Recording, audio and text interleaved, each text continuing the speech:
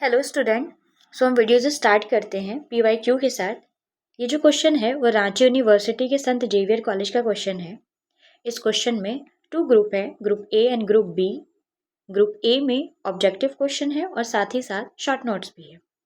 Objective 5 marks का है और each short notes contain 5 marks, 2 short notes रहेंगे। सो हम स्टार्ट करते हैं ऑब्जेक्टिव क्वेश्चन के साथ। पहला है व्हाट इज अ सॉनेट। दूसरा explain the term imagery. Third, what do you understand by satire? Fourth, by whom is the poem The Puli? Third, he who wrote the poem The Sun Rising? अब हम short notes की बात करें तो short notes में जो है What fascinates you in the poem Ode on Solitude?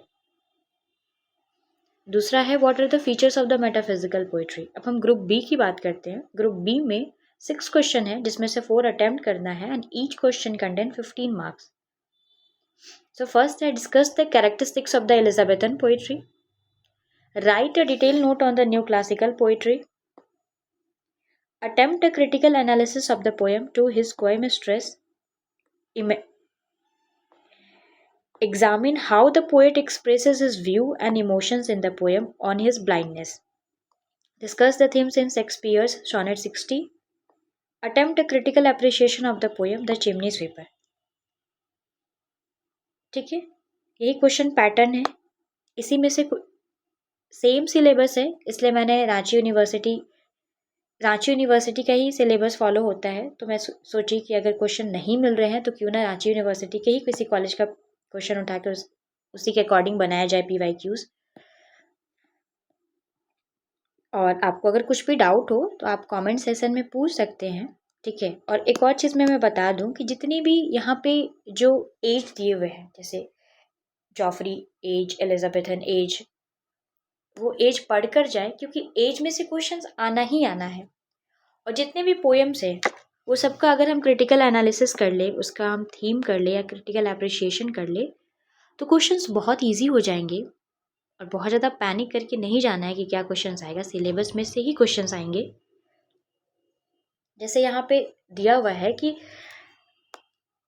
Objectives में हो सकता है कि 1 लाइनर्स हो, टिक करने का ना हो। जैसे ऑब्जेक्टिव्स में बहुत सारे ऑप्शन, ऐसा भी आ सकता है कि ये इस पोएम को किसने लिखा, और फिर 4 ऑप्शन रहेंगे, उसमें से एक ऑप्शन को चूज़ करना है। ऐसा ना आकर 1 लाइनर्स भी आ सकता है, जैसे what is sonnet, what is elegy, ठीक है, मेटाफर क्या है, सिमिली क्या है, ये सब मैं बताई हूँ, सिलेबस तो मैं बताई हूँ।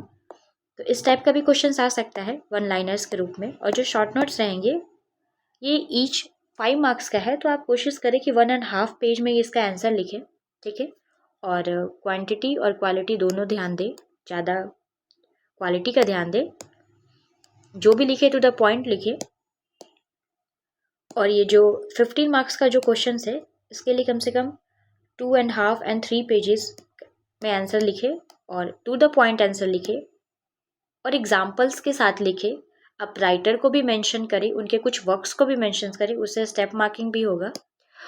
अगर आपको और भी कुछ क्वेरी जानना है तो आप कमेंट सेशन करें, ठीक है। सब अच्छा होगा। All the best for your examinations, ठीक है। Thank you so much.